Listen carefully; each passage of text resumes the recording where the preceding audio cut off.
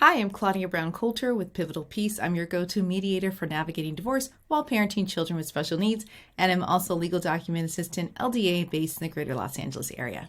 Let's talk about spousal support, things that people love to receive and hate to give, but sometimes you just got to do it.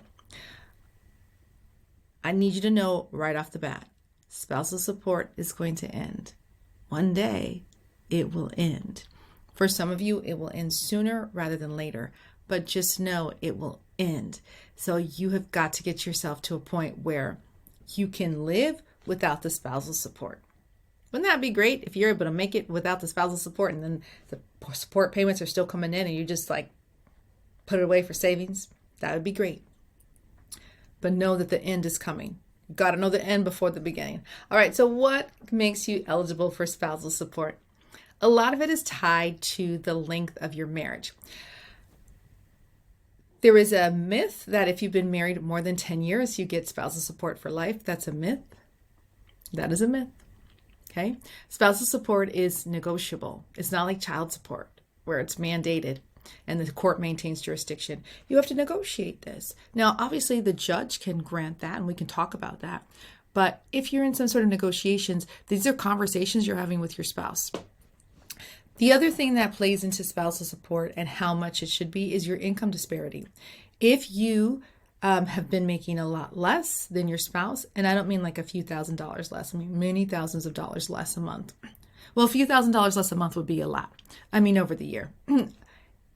That is really an important factor because it speaks to the standard of living in the marriage. If someone was a high earner, then it's very likely your standard of living was high. Now, this is the true standard of living in the marriage, not the standard of living that was created by credit card debt. That's not an accurate standard of living. You can't use that to base spousal support. It's got to be based off of actual money earned and assets and things like that. So you have to look at your standard of living in the marriage. If it was a high standard of living in the marriage and once the marriage ends, this person can continue this high standard of living, but you're going to be living like in a motel. That's not okay. So that's a massive income disparity and it's a massive change in the standard of living. Spousal support is meant to correct that. And it's also about the contributions to the marriage. How much they contribute to your current success. Did they stay home and raise your children? They contributed to your success and the success of the family. And working in the home is work. It's unpaid labor. They're just collecting their payments now. Okay. So to request spousal support at the very beginning, you can fill out forms, the FL300, to request a hearing with the court to get on their calendar. You're going to want to complete those financial disclosures so that you can have everything documented for the court. And then you may even have a hearing with the court so that they can establish temporary orders. When the court's going to be looking at, can this other person pay? What does the person who's receiving this support need? What are their needs? Do they need to go back to school so that they can have gainful employment? That's something that the court is going to consider. It's really hard to leave the workforce for many years and then jump back in. These are things that have to be considered. They're going to also look at the standard of living. They're going to look at the length of marriage, the age and the health of the spouse asking for support. If they're unable to get work because their health is impaired, or maybe it's not impaired enough that they can't work, but it is impaired enough that they can't necessarily perform the functions of their current job, they can't sustain that level of work because of whatever disability they have.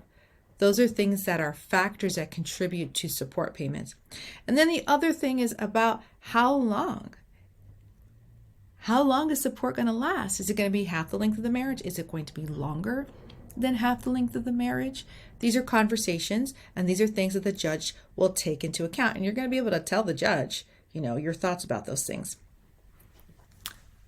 You know how I feel about court. It takes a long time to get on the calendar. You got to find parking, you got to pay for parking, and then you got to wait in the courtroom for the judge to hear your case. And then everybody gets to hear it too. So if you can stay out of court, stay out of court. So you stay out of court by you have a conversation, you negotiate with your spouse outside of court. You can come to mediation and have a conversation about spousal support as you are starting this divorce process. Temporary support is about having financial support during the divorce process. Permanent support is about having the support after the divorce has been finalized. It doesn't mean permanent as in forever. It means after the divorce is finalized. Gather any necessary documentation. Make sure your financial disclosures are done. Be honest and thorough. Talk to your employer. Is there any way I'm able for a promotion? Or talk to your friends. Do you know of any jobs? Like, have conversations. See if you can get a job at your kid's school if you still need to be able to be the one to pick them up from school. Begin to have conversations. Yeah, it can be embarrassing. It can be hard, but it doesn't matter what anyone thinks.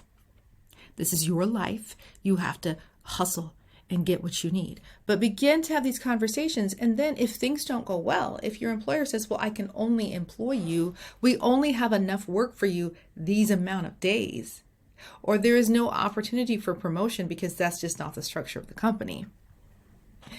You can prove that you've had these conversations. You're not just sitting there just going, ooh, give me money. No. You're working to find a job to provide for your kids.